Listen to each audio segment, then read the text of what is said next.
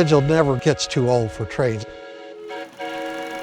Having a model railroad around the Christmas tree, that's where it starts for a lot of us.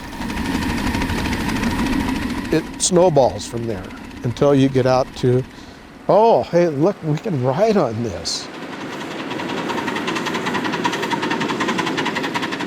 I don't know what it is. It's like I have trains running in my blood or something. And so I just can't get enough of it. Welcome to Train Mountain, the largest miniature railroad in the world. With 36 miles of track, weaving through 2,300 acres of ponderosa pine forest. For some people, it is a bucket list item to come here at least once. Even though it's a long ways from anywhere, it is known throughout the world. Everybody in the hobby knows Train Mountain Railroad. The hobby of riding miniature trains is almost as old as trains themselves. Ever since they first invented trains back in the 1800s, shortly after that you started seeing miniature trains. Anything that was patented had to have a model built of it first. And it grew into more of a hobby for some people. Nowadays, you can buy a model train from the store. But some people still build steam locomotives from scratch. There we go. There are little parts like this right here that are kind of tricky to machine. Each part is a challenge in its own way. I've been a machinist, welder, engineer, tool designer, machine designer, and builder for 30 years, 40 years. But this is my first locomotive. I first started on this project 10 years ago. I've invested about 6,000 to 8,000 hours total in the project. Working on the trains is a big part of the Train Mountain experience. One of the most popular places for members is the shop.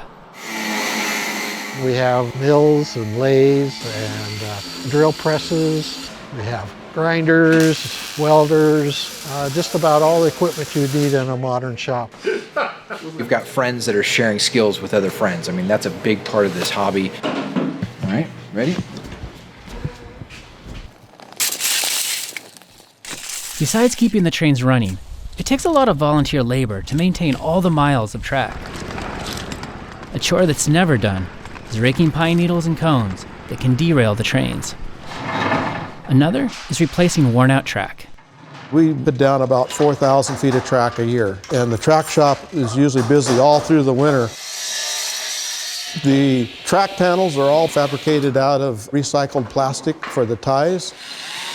All the assembly is all done by hand, and it's a time-consuming process. Keep a close eye on that water, all right? Okay. While the majority of Train Mountain members tend to be retirees, a younger generation is growing up into the hobby. Chris Donhos has come to Train Mountain with his wife Evelyn and their 9-year-old twin boys. Well, technically, they had their first train ride when they were still in their mother's womb. All right, here we go.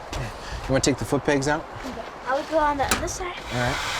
I've been doing this for just over 30 years now, and I love the fact that I can share this with my boys. So go ahead and close that one. They get to learn a lot about technology, both modern technology and 19th century technology. There's something that's alive about a steam engine. It kind of lives and it breathes with the fire and the water. There are as many types of trains as riders at Train Mountain.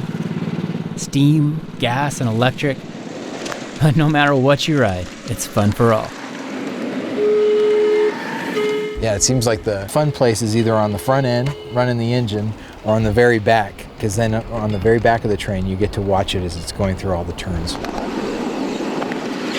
They go probably, 5 miles an hour is probably the maximum speed to go.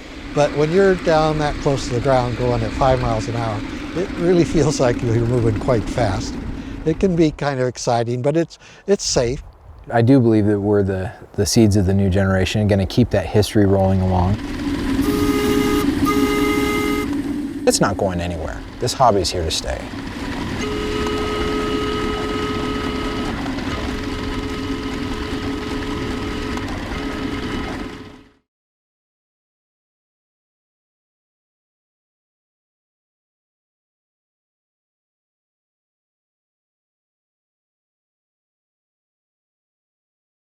Great people just doing their thing in their own Northwesty way. We love bringing you stories like this.